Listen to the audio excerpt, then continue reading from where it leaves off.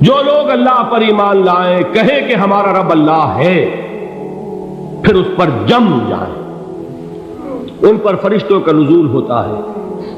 نہ کوئی غم کرو نہ خوف، خوشیاں مناؤ جنت کی جس کا تم سے وعدہ کیا گیا تھا۔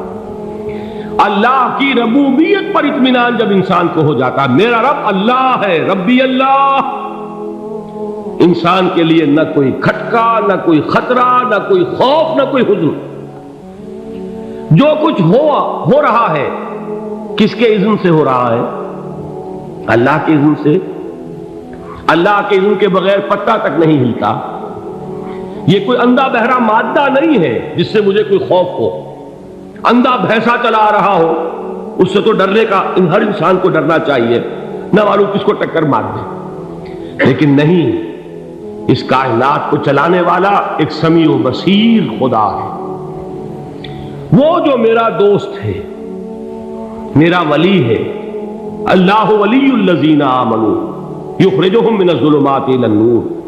اللہ اہل ایمان کا ولی ہے، ساتھی ہے، پشت پناہ ہے، مددگار ہے، حمایتی ہے۔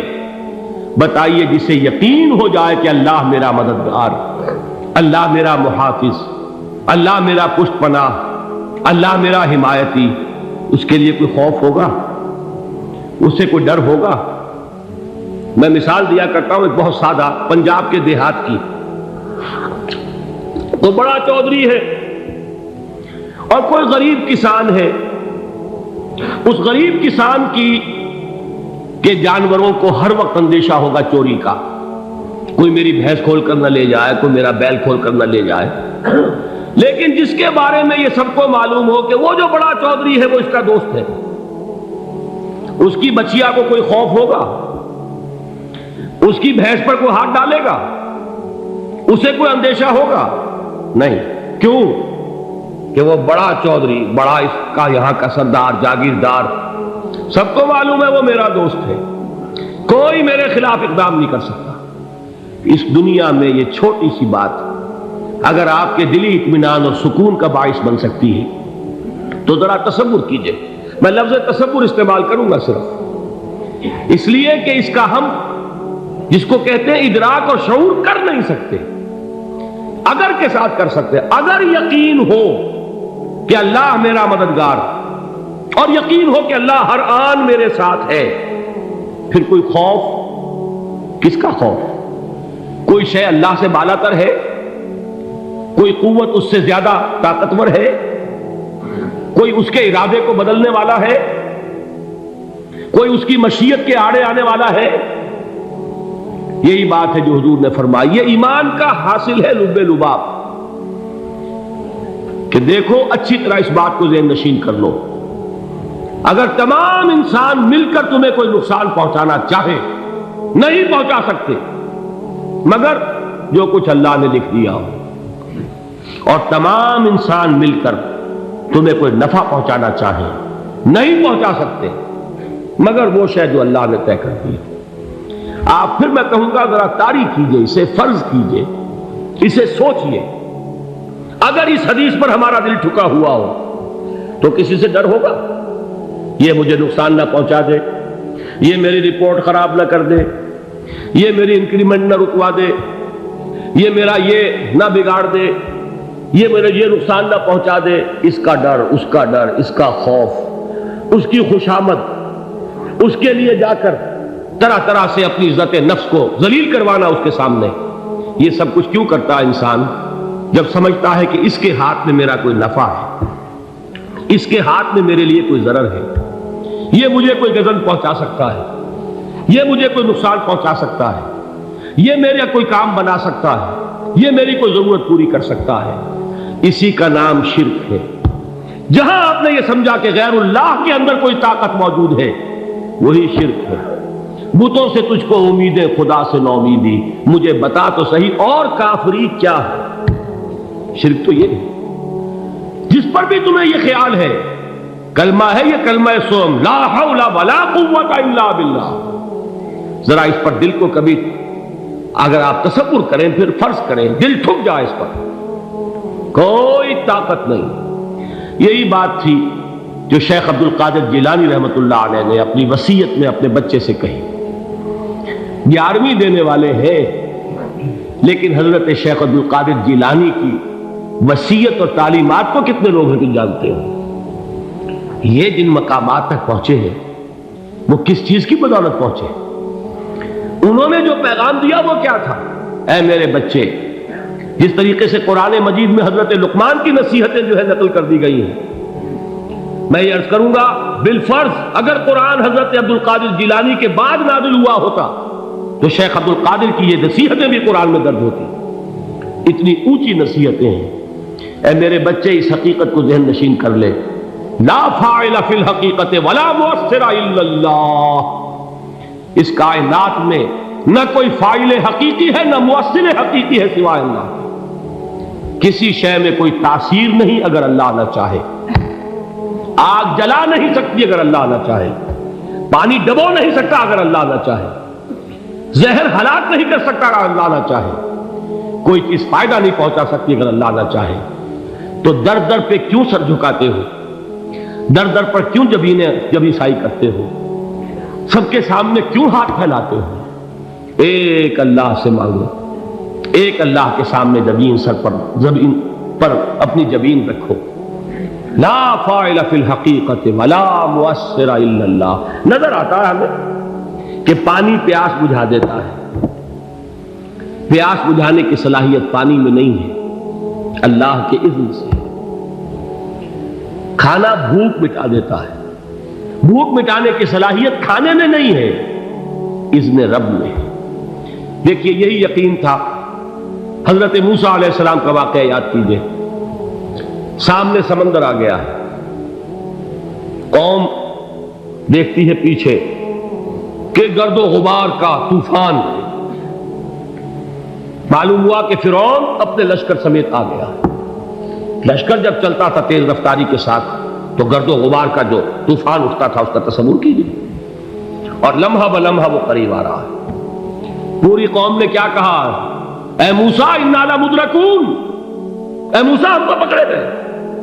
قرآن مجید نے تو یہاں وہ باتیں نہیں لکھی ہیں، لیکن تورات میں یہ درج ہے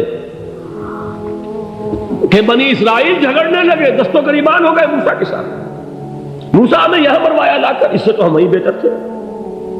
وہاں کھانے کو ملتا تھا، زندگی تو تھی، بیگار ہم کر رہے تھے، موت تو نہیں تھی.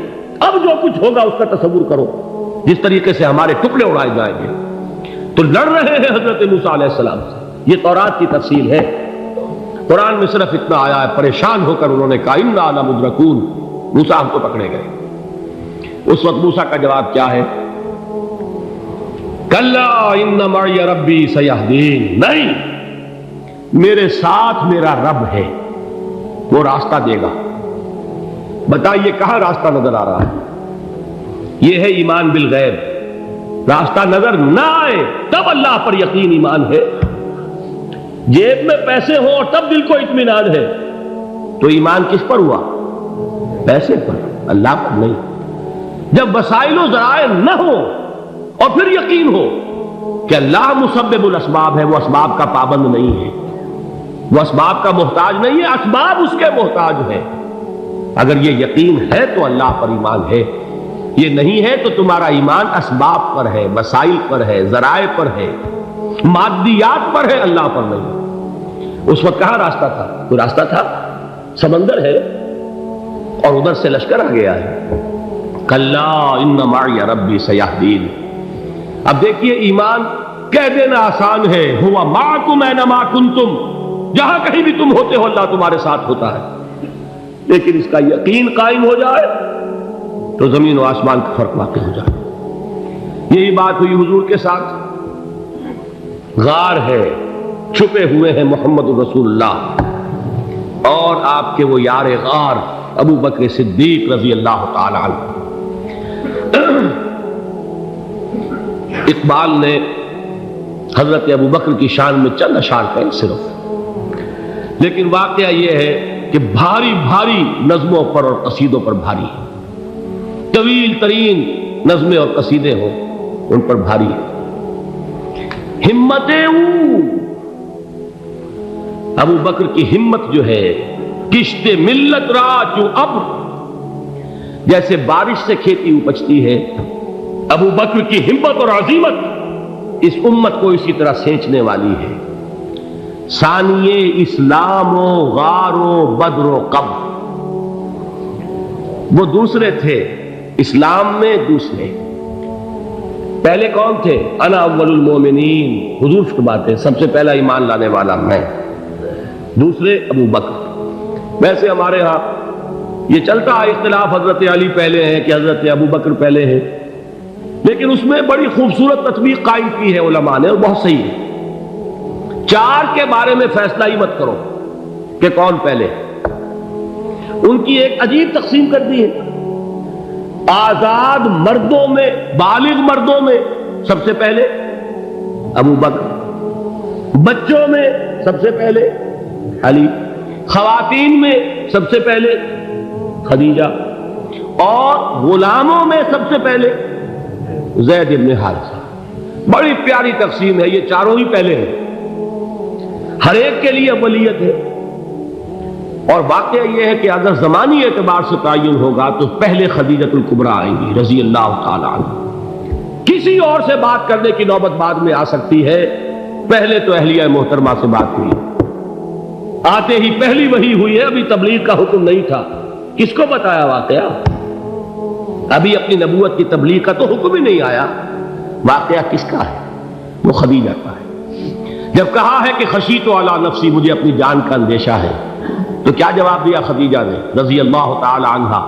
وہ صدیقۃ الکبریٰ ہے، صدیقات جو ہے خواتین ان میں چوٹی پر خدیجۃ الکبریٰ ہے رضی اللہ تعالی عنہا، اور صدیق جو مرد ہیں ان میں صدیق اکبر ہے ابو بکر صدیق رضی اللہ تعالی عنہ، لیکن صدیقات میں چوٹی پر۔ جب حضور نے فرمایا خشیت علی نفسی، کیا فرمایا، کیا عرض کیا، کیسے تسلی دی؟ نہیں نہیں، اللہ آپ کو ضائع نہیں کرے گا، آپ غریبوں کے ہمدرد ہیں، آپ مساکین کے تکالیف رفع کرنے والے ہیں، آپ بیواؤں کی سرپرستی کرتے ہیں، آپ مسافروں کی خدمت کرتے ہیں، اللہ آپ کو ضائع نہیں کرے گا۔ یہ یقین ہے اس خاتون کے اندر۔ خیر وہ ایک علیحدہ بات ہو جائے گی۔ میرے دل پر حضرت خدیجہ رضی اللہ تعالیٰ عنہ کی شخصیت کا بڑا گہرا نقش ہے، جو وہ کوئی اور ہی وقت اور موقع ہوا تو بیان ہوگا۔ بہرحال اقبال نے ایک مصرے میں جو چار اولیتیں جمع کر دی ہیں، ہمت او کشت امت را چو ابر، ثانی اسلام و غار و بدر و قبر۔ اسلام میں حضور کے بعد پہلے کون؟ ابو بکر۔ غار میں حضور کے ساتھ کون؟ ابو بکر۔ بدر کی رات اللہ کا رسول سر سجود، وہ جھاڑ، وہ گھاس پھوس کی جو جھوپڑی بنائی گئی تھی، اور وہاں تلوار ننگی لے کر پہرا دینے والا کون؟ ابو بکر۔ اور اس حجرہ عائشہ میں محمد کے بعد سب سے پہلے دفن ہونے والا کون؟ ابو بکر رضی اللہ تعالی عنہ صلی اللہ علیہ وسلم۔ وہ جو معاملہ میں سنا رہا تھا غار ثور کا، حضرت ابو بکر بھی حضور کے خیال سے لرز گئے ہیں۔ آپ کو یاد ہوگا کہ جا کر پہلے تمام جتنے سوراخ تھے انہیں بند کیا ہے، ایک سوراخ رہ گیا تھا جس کو بند کرنے کے لیے کوئی کپڑا نہیں تھا، وہاں اپنی ایڑی رکھی ہے، تب کہا ہے حضور سے تشریف لائیے، اور اپنے زانو پر حضور کو لٹایا ہے، اور وہاں کسی موذی جانور نے کاٹا ہے، حضور کی آنکھ لگ گئی تھی، اس وقت اس بل کے اندر جو بھی بچھو ہے کیا ہے واللہ عالم، اس نے کاٹا ہے، اس کی تکلیف کی وجہ سے ابو بکر کی آنکھوں سے آنسو ٹپک گئے، حضور کے چہرے مبارک پر پڑے ہیں، تو حضور جاگے ہیں، معاملہ کیا ہے؟ ایڑی نہیں ہٹائی وہاں سے، مبادا وہ جانور وہاں سے نکل کر محمد الرسول اللہ کو کوئی گزن پہنچا دے، ابو بکر کی ایڑی ہے، جس طرح چاہے کھا لے، ختم کر دے، جان نکل جائے تب کوئی آنچ آئے، محمد پر تو آئے، لیکن جیتے جی نہیں۔ وہ ہے ابو بکر۔ حضور کے خیال سے اس وقت حضور نے پھر اپنا لعاب دہن لگایا ہے، اور اس سے پھر آپ کی تکلیف ختم ہوئی۔ جیسے خیبر میں حضرت علی کی آنکھ دکھ رہی تھی، اس کو جو شفا حاصل ہوئی ہے وہ بھی حضور کے لعاب دہن سے ہوئی۔ تو بہرحال اس وقت انہوں نے کہا ہے کہ اے نبی یا رسول اللہ، اگر اس وقت ان میں سے کسی نے غیر ارادی طور پر بھی اپنے قدموں کی طرف جھانک لیا تو پکڑے جائیں گے۔ کیا جواب تھا اللہ کے رسول کا؟ لا تحزن ان اللہ معنا، اللہ ہمارے ساتھ ہے، کیوں گھبراتے ہو ابو بکر؟ یہ ہے ایمان باللہ، میرا مالک اللہ، میرا رازق اللہ، میرا محافظ اللہ، میرا مددگار اللہ، میرا پشت پناہ اللہ، میرا دوست اللہ۔ یہ دوستی ہے اللہ کی جو لب لباب ہے، حاصل ہے ایمان کا، اسی کا نام ولایت ہے۔ اولیاء اللہ کے سروں پر سینگ نہیں ہوتے، جس کے دل میں ایمان راسخ ہو چکا ہو وہی اللہ کا ولی ہے، جسے اللہ پر یقین ہو چکا ہے وہی اللہ کا ولی ہے، جسے یقین ہے اللہ میرے ساتھ ہے، میرا مددگار، میرا پشت پناہ، میرا ساتھی، میرا دوست، میرا محبوب، میرا محب۔ اللہ اہل ایمان سے محبت کرتا ہے۔ واللہ یحب الصادقین، ان اللہ یحب الذین یقاتلون فی سبیلہ صفا کانہم بنیان مرصوص۔ اللہ محبت کرنے والا، اہل ایمان محبوب، اور اہل ایمان محبت کرنے والے اللہ محبوب۔ والذین آمنوا اشد حبا للہ۔ آپ تصور کیجئے جسے یہ رشتہ ایمان یا رشتہ ولایت حاصل ہو جائے، الا ان اولیاء اللہ لا خوف علیہم ولا هم یحزنون، آگاہ ہو جاؤ اللہ کے دوستوں کے لیے نہ کوئی خوف ہے نہ کوئی حزن ہے۔